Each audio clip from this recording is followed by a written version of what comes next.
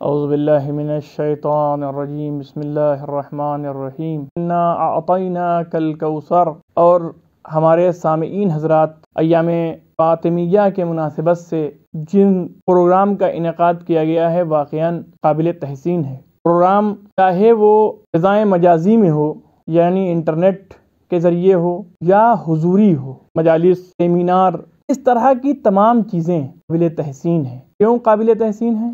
حق ہے حضرت زہرا سلام اللہ علیہ، احسان ہے پوری امت پر، پوری کائنات پر جناب سیدہ سلام اللہ علیہ۔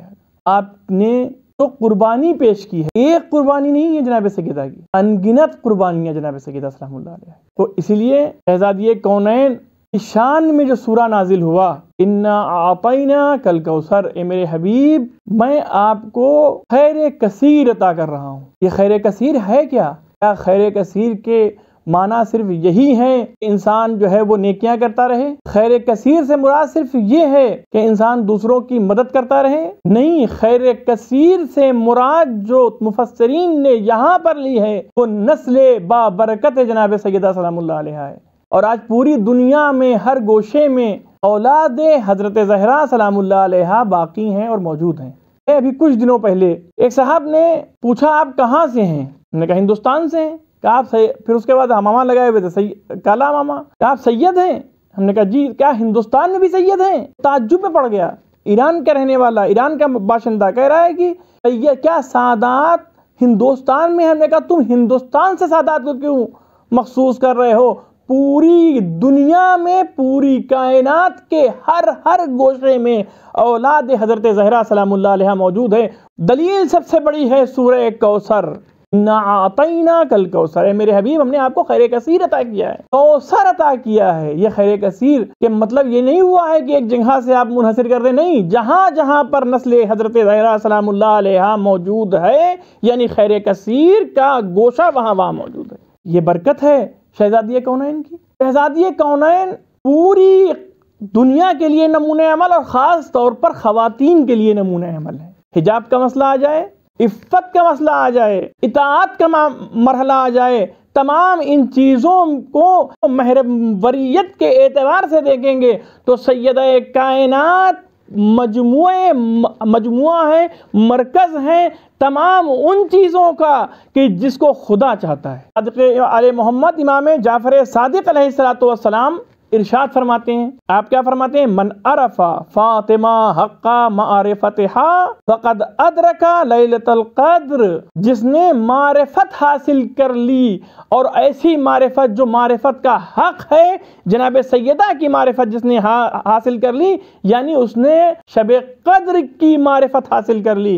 یعنی شب قدر میں جو اعمال ہیں، جو ثواب ہیں، ان تمام ثوابوں کو دیکھا جائے، اور ایک طرف معرفت حضرت زہرا سلام اللہ علیہ کو دیکھا جائے، تو وہ آپ کو معلوم یہ ہوگا کہ جتنا ثواب اور جتنی عظمت لیلۃ القدر کی ہے، اتنی ہی عظمت اور برکت اور ثواب جناب سیدہ سلام اللہ علیہ کی معرفت کا ہے۔ امت مسلمہ نے پیغمبر کی وفات کے بعد شہزادی پہ وہ مظالم ڈھائے ہیں، ان لوگوں نے مظالم ڈھائے ہیں جن لوگوں کو فاطمہ کی معرفت نہیں تھی کما حق جو ہونا چاہیے، یا اگر تھی تو نظر انداز کر رہے تھے۔ کیوں؟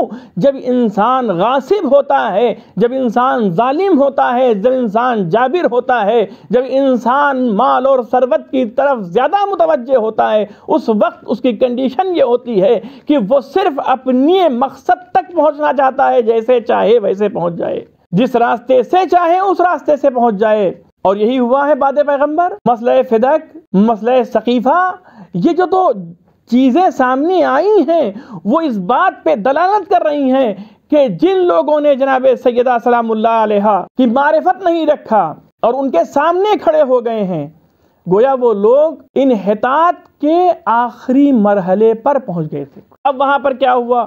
جناب سیدہ سلام اللہ علیہ نے احتجاج کیا ہے۔ آج ہمارے یہاں ظلم ہوتا ہے اور دوسروں کا حق مار لیا جاتا ہے، ہم لوگ یہ سوچتے ہیں کہ ہم سے کیا مطلب، اگر ہو گیا ہے تو ہونے دو۔ نہیں، اگر اس طریقے سے کہ گناہ ہو رہے ہیں، حق ہے کہ ہم اس کے خلاف کھڑے ہوں۔ اگر فاطمی کردار ہمارے وجود میں ہے، اس کا مطلب یہ ہے کہ ہمیں کھڑا ہونا ہے، احتجاج کرنا ہے۔ ہم احتجاج سے کیوں پیچھے ہٹ رہے ہیں؟ جناب سیدہ سلام اللہ علیہ ثقیفہ میں نہ جاتی اور جناب فاطمہ وہاں احتجاج نہ کرتی، بھائی ان سے بات ختم ہو گئی تھی، جو ہو گیا تھا وہ ہو گیا تھا، واپس نہیں آنا تھا، نہ خلافت واپس آتی نہ فدق واپس آتا، جناب سیدہ خاموشی سے بیٹھ جاتی، کچھ نہ ہوتا۔